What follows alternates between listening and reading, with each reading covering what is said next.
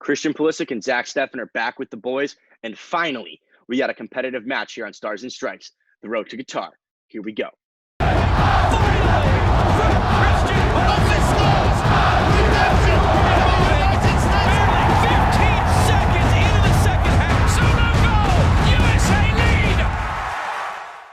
Yes, sir. That's right. We got the first competitive match, at least the Stars and Stripes is covered at the senior national team level. It's about time, baby. Let's go. Yes, Let's sir. go. I mean, I'm pumped for it. It's like we've been talking about all these, club games. We've been getting hyped for friendlies, but now this is where these things get real. This is where like trophies and stuff are on the line, like real games. Yeah, and we got excited for the Olympic qualifying. That was probably the most competitive matches we've covered. But this is at the also arguably the level. most disappointing as well. Oh, but we're not going to get into that. All positivity going into here, right? Yes, sir. Yes, sir. Let's roll. No bad juju today. We got big games coming up. The first being, assuming there's more than one, the first is being against Honduras this Thursday at 4:30 p.m. Pacific Standard Time. And man, this looks like the best looking roster that we've had for a while, and it's for a competitive match. Absolutely. Like we talked about, Zach Steffen, Christian Pulisic are back from the Champions League final. Christian returning home with that winner's medal. The game's in Denver on U.S. soil. It's going to be the first time that a lot of these guys get to play in front of fans for the national team. Yunus Musa was one of the guys that was saying he was really excited to finally play in front of the U.S. fans. And you talk about the strength of this team, the best players that we have in pretty much every position are here in terms of it. Obviously, there are a couple injuries that are keeping some players out, but it's very possible that we see our strongest 11 that we have available to us for this game against Honduras, and hopefully that's what we get, because this game counts for something. Say what you want about the Nations League, but it counts. I mean, it'd be pretty cool to get the first Nations League title out over there in CONCACAF, and it'd be a pretty good thing to start out the summer because we got Gold Cup coming after later in July. And then obviously the big one, World Cup qualifying, starting up in the fall. Yeah, and this, I think, we talked about in our episode highlighting Pulisic's win in the Champions League. This can be a good opportunity to get some of those other guys, a sniff at some silverware. It could be a good momentum switch for a lot of these guys, playing for smaller teams to get their hands on a trophy and, feel good about themselves with the national team, and we're only 2 games away from that. So it's a great opportunity for a lot of these guys, and a big chance for some of these leaders to step up and push these guys on to make this country proud. We mentioned that disappointing time with the U23s not qualifying for the Olympics, but this can be a little bit of a redemption. I mean, obviously, you can't really redeem yourself from not qualifying for the Olympics, but let's get some silverware this summer, and this is our first opportunity to do so. Absolutely. And this is a squad of guys that are coming off a lot of silverware. There are a lot of winners in this team. I mean, you think to obviously Christian Pulisic, we just did a big episode about him winning the UCL. You got Tim Weah, who just won the biggest League One upset over PSG when he and Leo won a title. Gio Reyna won the DFP Pokal. Brendan Aronson won the title with Salzburg. Jordan Sibic won the title with Young Boys. There is a lot of winners in this team that know how to win and are experienced at winning. And hopefully that winning translates towards winning a Nations League title. Yeah, that sounds honestly, when you put it out on a list like that, that sounds like, in competitions past, sounds like something that we've been missing from our previous squads for competitions. There hasn't been that many winners in the team. And, we've had, MLS players, lower division, European players, all joining together for our national team. But, this year, or at least finally, we have a team that looks like they could be accustomed to winning trophies. And we talk about our big defeats in the past. And these players that are getting used to winning trophies aren't going to go down as easily when they know that, something big, something special is on the line. So yeah, I'm looking forward to seeing how these really good club seasons translate over now into the national team. Have all that momentum carried over to bring it back together with the boys. Sadly, in the warm-up match against Switzerland, the boys did taste defeat for the first time in a while, losing 2-1 to Switzerland over there in Switzerland. Sebastian Lletget got the scoring going early. However, the team fell behind pretty quickly later and surrendered 2 goals and resulted in the first loss we've seen in a while. And it was a little bit of a disappointing performance, to say the least. Yeah, and there's while there was some good takeaways from that game, Horvath getting a good ovation, and John Brooks being pretty prominent until he was taken off, but it was also slightly concerning at times, especially defensively, which we'll get into. But not to say that this game was really a tell-all. I think this was the best opponent we've played for a while, and if anything, good thing that it was a friendly game, because I think if anything it was a good game to learn from, because we didn't have Christian Pulisic, we didn't have Zach Steffen, but we mixed some things up in the midfield as well. So I think it was a lot of learning that happened that day, and moving forward into games that are competitive, I think Greg will have a better understanding of the tactics that work and the tactics that don't work. Especially, he tried some things against Switzerland, against the better opponent, which we may see in the final, and hopefully he learned from that mistake, and we can grow because of it. Yeah, and I think the mistake that you're talking about is in regards to the fullbacks, and this is a big debate that we've had regarding how do we set up the fullbacks. Against Switzerland, he went with Serginho Dest playing at left back in that inverted fullback role, and we know just how good he is attacking. Serginho showed just how good he was in the attacking third, creating a decent amount of chances, almost scoring a goal himself that was absolutely filthy. However, he's defensively liable at times. He does leave a space behind when he goes forward. And then he played Reggie Cannon over on the right side. DeAndre Yedlin ended up replacing him later in the match. However, I think that's probably where we got to start, is with the shaky defense. He went with Dest at left, then with John Brooks and McKenzie as the center back pairing, and then over, obviously, what I mentioned before, Reggie Cannon playing at right back. But we were left pretty open when Serginho Dest got caught going forward. Switzerland were able to hit us in the counterattack, and Breel Embolo, the fast physical striker from Borussia Mönchengladbach, could have made us pay a couple of times. All they did is pretty much make a run off of Mark McKenzie, and they isolated John Brooks in a 2-on-1, and they just played the through ball behind McKenzie, and Embolo was through, and that caused issues for us. And it's a little bit concerning, being that the games are starting to be competitive, and that killed us so many times. Yeah, and I think a lot of that can be fixed with our midfield as well. I think it's in Berhalter's right to want to get the most out of Serginho Dest, because he's a great attacking player. But I think if you want to take that risk and leave those gaps open in defense, it comes down to who you're playing in the midfield. And it was an interesting matchup with Yule, McKennie, and Leggett playing in the midfield together. I think if we had a player like Adams, a true number 6 in that position, who will, be able to cover defensively, be that, replacement if any of those defenders choose to go forward, I think that kind of play style could work much better. Obviously, we have Adams, who's been struggling with fitness, and it's still a question if he's going to play against Honduras this week. I think he is fit to play, but I think he's probably it's hard to say if Berhalter is going to want to weed him in slowly before Mexico, or even play him at all in this tournament. But I think definitely if we have a player like Tyler Adams, which seems to be the most irreplaceable player in our team because of the lack of depth in that position, or a player of that caliber. We do have Michael Bradley who could play there, but I think if we have Tyler Adams there, I think it would be a different story against Switzerland. I think that's definitely a good point. With that being said, I think a lot of it also has to fall on Mark McKenzie and John Brooks. Obviously, John Brooks has to go close down the ball. However, at times, Mark McKenzie did not do a good job of covering for him.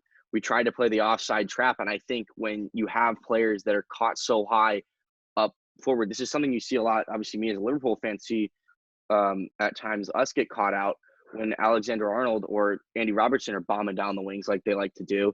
At times you can get caught on the counterattack, and those two center backs need to be ready to run and drop.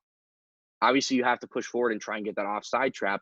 However, with a guy like Briel and Bolo, he can still play the onside, being with the pace that he has. And like I said, it's a little bit concerning because Honduras has got some pacey guys up front. When you think of Mexico, the possible opponent we play in the final, Raul Jimenez might be fit for this one. Chucky Lozano's got some pace beyond on himself. So it's a real concern because this back line has not played a lot together. And that's kind of why over the last, couple of games, I've always tended to say, put Anthony Robinson there. That's where he's most comfortable. Play Serginho Dest at right back.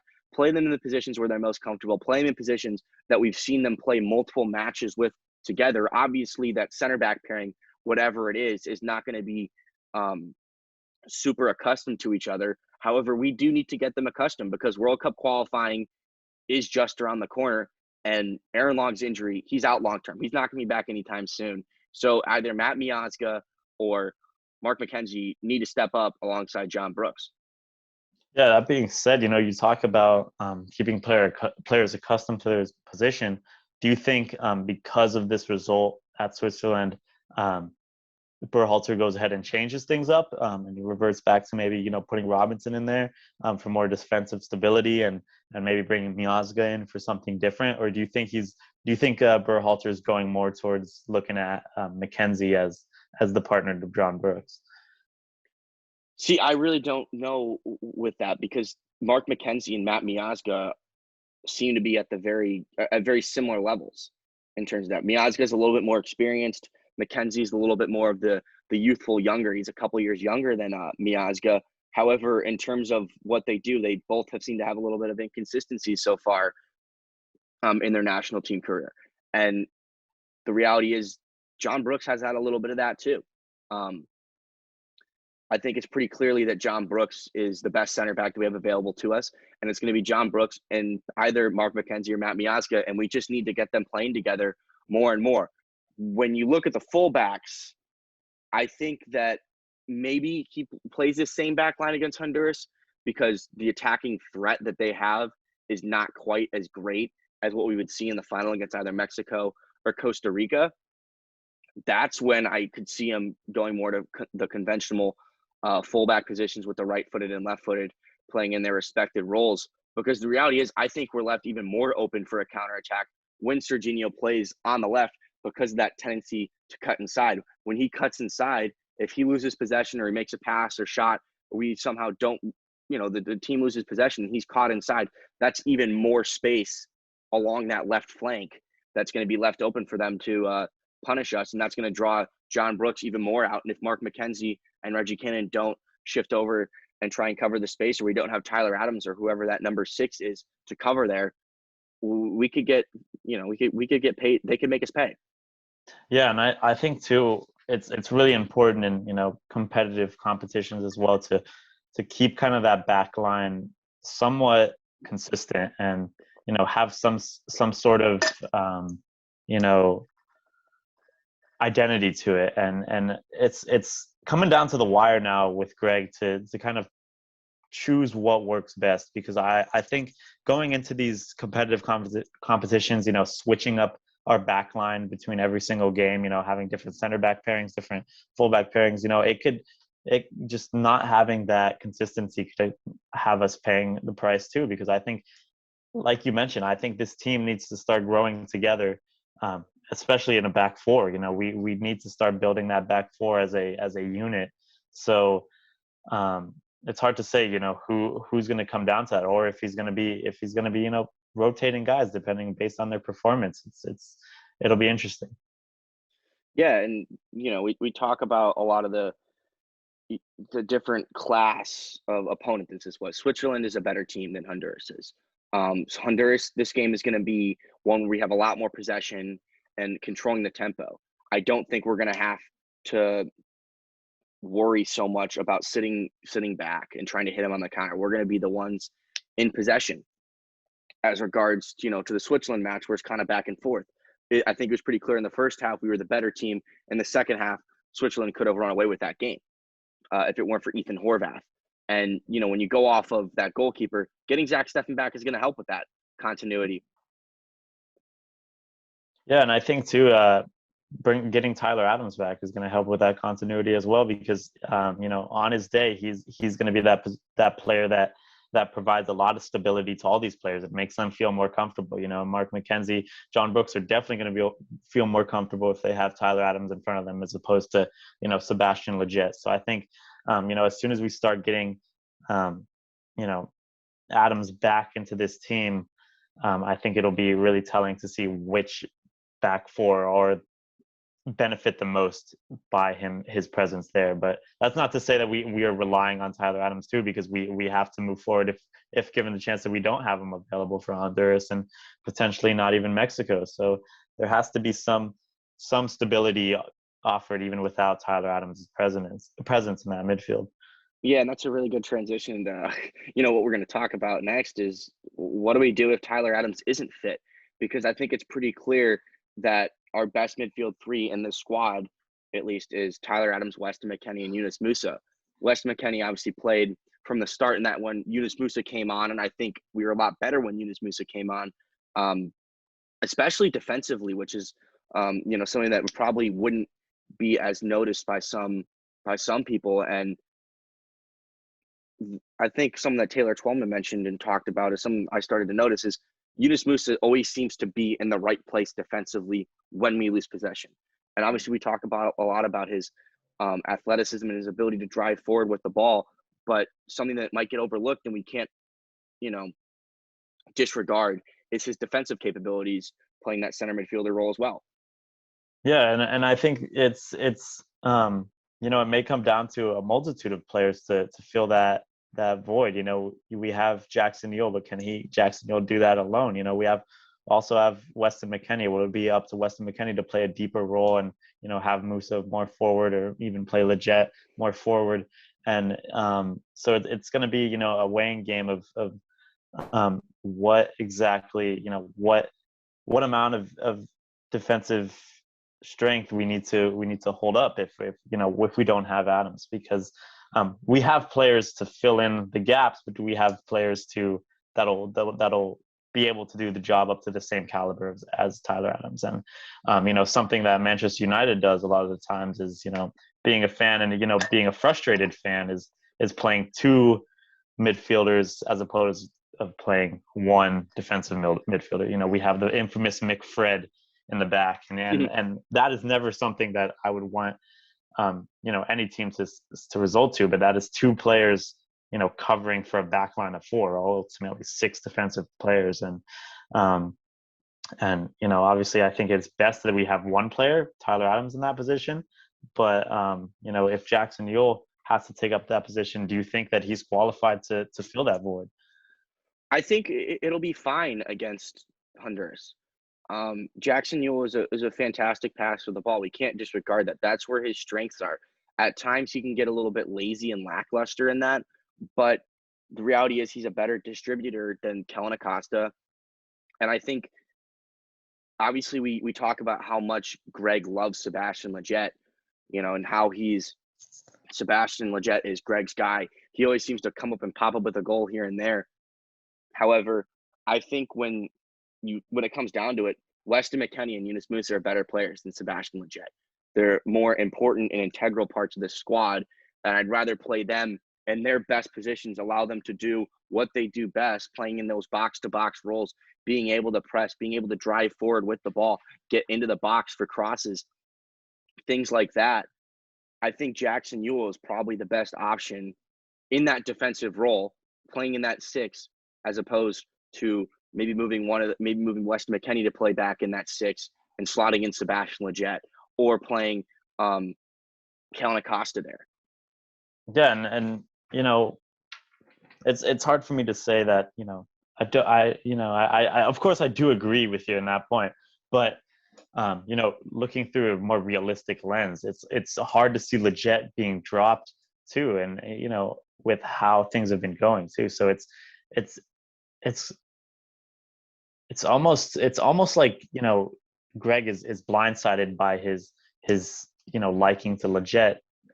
He's almost blindsided to the other options that he can play in the midfield, because you can get a lot more defensively out of Ewell and offensively out of McKennie and Musah if you play them three together as opposed to, playing Leggett in that midfield three as opposed to any one of those guys. So, part of me thinks that Leggett isn't nailed on, and I think that's definitely a disadvantage in our regard because we have other guys that can fill that space. But to me, it seems like Leggett is almost a nailed on starter for us lately.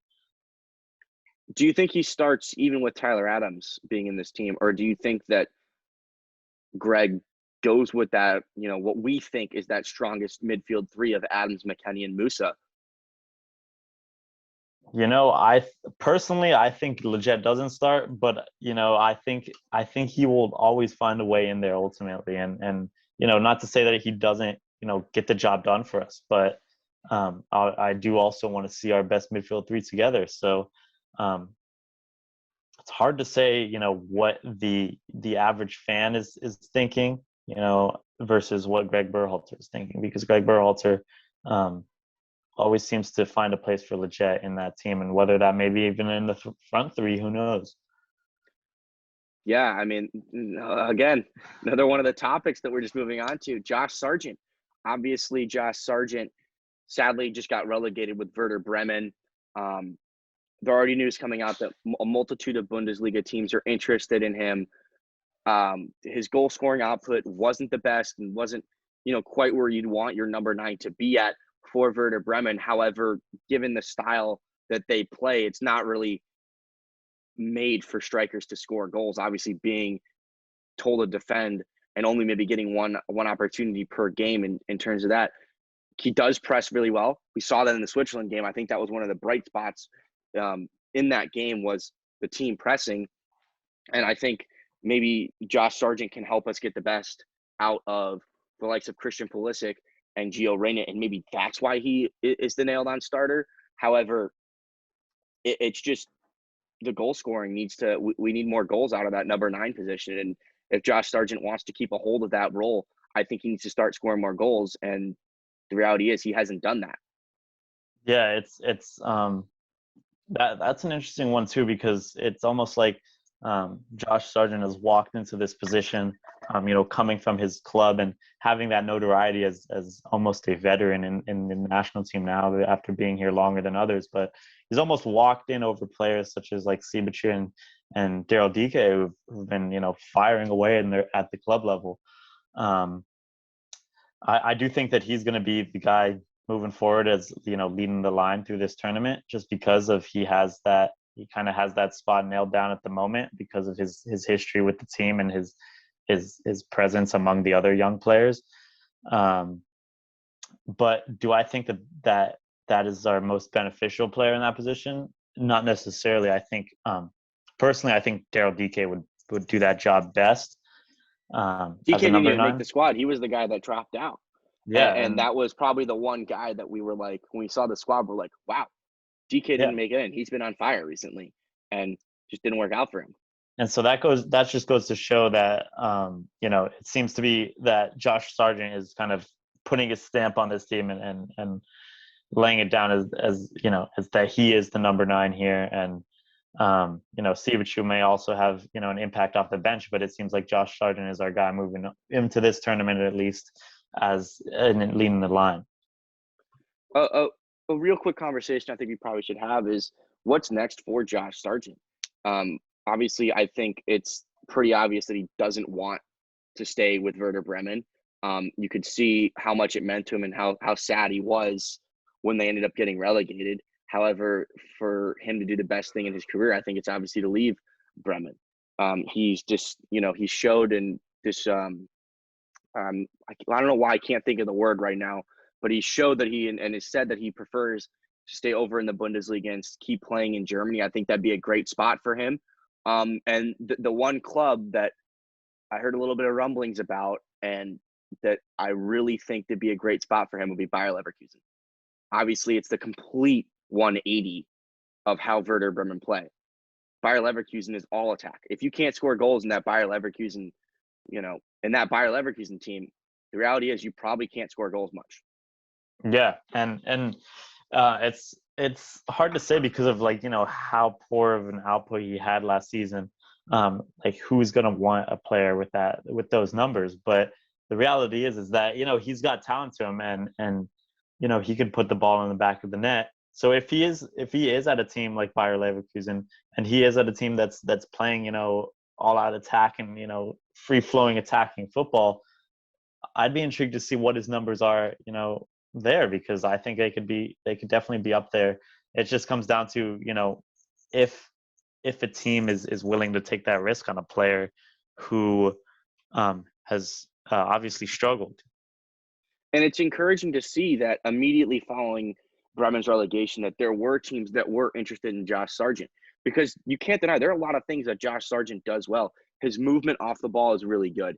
His link-up play is very good. He's able to hold the ball up. He truly has all the gifts and the talent to be that complete number 9 that you want.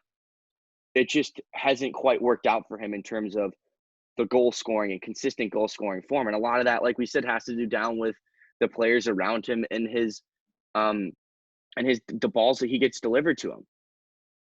Yeah, it's an interesting one on, because he still is 21, but at the same time, I don't think I could really see him being, the guy moving forward for the national team. We have a lot of young striker options, but he just never seems to dominate that number 9 role whenever I watch him play. And, he has good performances, but he never seems as a dominant number 9. As, we're so accustomed to Josie Altidore there, and, a guy who is strong against defenders, is making plays against defenders, turning them, bodying them, and that's typically the kind of striker I love to see, and Josh Sargent is that. So personally, maybe it's just up to my personal preference, but I don't know how much longer, if he's just a placeholder for now as we wait for other guys to come in. But where do you see Josh Sargent moving forward with the national team, at least? I think he still has that ability to be the number 9 going forward. I think the way that Greg is morphing this team into playing with that free-flowing attack, it seems like he links up well with Christian Pulisic. I mean, think back to that Northern Ireland game with the way they would interchange, and as Christian would cut in and he'd cut out and stuff like that. And we saw that was probably the best performance that I'd seen Josh Sargent put in a national team shirt. He got an assist in that game. Obviously didn't score. You would have liked to have seen him get on the score sheet. However, I think his name is firmly going to be in that hat. And like I said, if he goes to a team that will use him and utilize his skills to allow him to be that player that we see he can become and to develop as a goal scorer, I definitely think he could nail on that squad. You mentioned Josie Altidore. Josie Altidore, if he's fit, I don't know if Josh Sargent gets in over him. I don't think he would. Josie Altidore is, like we said, is the only proven goal scorer we have at the national team level in regards to striker positions. Daryl DK, he's been on fire for Barnsley, going back to Orlando City. He's not in this squad. Jordan Sivachu is still relatively young in his national team career. So right now, I don't think we have many other choices going into these competitive games. And obviously, Honduras, that's a game that you may be able to experiment a little bit more. But that possible game against Mexico, that's where those games get real. And this is where we're going to see where this team is at against Mexico. Obviously, they're our biggest CONCACAF rival.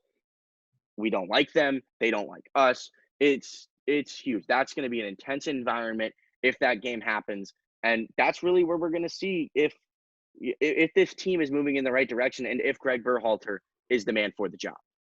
Yeah, and you mentioned the guy Raul Jimenez earlier. You compare a striker of that caliber to a guy like Josh Sargent, and that's why I can't really see Josh Sargent being our guy moving forward, especially against the big teams. As you mentioned, Mexico is it's no walk in the park as some of these other CONCACAF opponents as we've played, and this is going to be a huge game if we make it that far, and especially with silverware on the line. This is not going to be time where things can be tested, or we can see if this works out, that works out. We need these guys to be at the top of the game if we want to compete against our biggest rival at the national team level. I think luckily the Switzerland game was a friendly, but given if that was a competitive match, I don't think that was a good look for our team. We need to be sharper than that, and I really want to see that sharpness increase, by the time we potentially play in a final this week for silverware. Absolutely, but we have to get the job done against Honduras first. Honduras have lost. They lost their last game out against Greece 2-1. Similarly to how we lost to Switzerland 2-1. But we're going to get into our starting 11, our preferred starting 11s before we wrap things up. I think pretty obviously at the goalkeeper position, we've both gone for Zach Steffen. Yes, sir. Obviously Horvath had a great game against Switzerland, but can't take away from Zach Steffen right now. There's no really pushing him aside, especially coming off of winning. Coming second in the Champions League. He's got to come make things good for himself, at least in the national team level. Absolutely. Moving on to the back four. You kind of can expect how I went with this team. I went with Anthony Robinson over at left back, John Brooks and Matt Miazga over as the center back partnership, and Serginho Dest over at right back. I expressed that we need more continuity, and I think that's where we have to go. I think we have to go with experience and continuity and playing in the players in their best positions for this game, because that's how it's going to help us moving forward, and that's how we're going to win this tournament. What'd you go with? Yeah, and I'm usually someone that likes to see Reggie Cannon in because of his ability to get up higher as opposed to Robinson. But after that Switzerland game, I think it's best that we start moving forward with what you mentioned, a more stable and playing players in their position and keeping that continuity true, because I think the back line of Robinson, Brooks, Miazga, and Dest would be something that we could see moving forward more often, and being more comfortable in the multitude of games, despite, using different tactics. I think that back four would be the most successful in most scenarios. So I think that's what I'd like to see moving forward from this point out. Moving on to the midfield, Tyler Adams as the sixth, and then ahead of him, Weston McKennie and Yunus Musa. Obviously, Tyler Adams, the big thing for him is whether he's going to be fit. But I think Weston McKennie and Yunus Musa are almost nailed on starters for this game. Yeah, and it's me personally, I was thinking of whether maybe potentially we could see Musa out wide this game as opposed to either Gio Reyna or Brendan Aronson, and because of the potential of Sebastian Lletget nailing himself onto that 11 as well. So, I can't see the reality when we go ahead and play McKennie, Ewell, and Lletget, and then push Musa potentially into a front three. But of course, ideally, our best front three with Adams would be preferred. It's just up to Greg if he's wanting to take that risk early on in this tournament before the Mexico game, or if he wants to take that risk at all. So what'd you go with, Adams, McKennie, and Musa as well? Yeah, that is my preferred. But okay. Who knows what is the realistic? Sebastian Lletget and Jackson Ewell, his two favorite boys, they're always gonna be thereabouts. But we'll probably the realistic one is Sebastian Lletget and Ewell. But I would prefer that three of Musa, McKennie, and Adams. Real quick, you said you think that's the most realistic. If they're all fully fit and firing, do you not think that Tyler Adams, Weston McKennie, and Yunus Musa is the nailed-on midfield three? Because we saw it in the previous friendlies before when all three of them were fit. That seemed to be what he wanted to go with. Yeah, and what got the results done. Yeah, I guess with Adams out, it seems more realistic that Lletget is going to play. But the only reason right now is that I would say Lletget is still going to play is because of the questions over Tyler Adams, his health. All right, moving on to the front three. I've gone with, I think, the best front three and the front three I'm most excited for. Gio Reyna, Josh Sargent, and our European champion, Christian Pulisic. Yes, sir. I'm going to go the same way. Only question marks around Pulisic.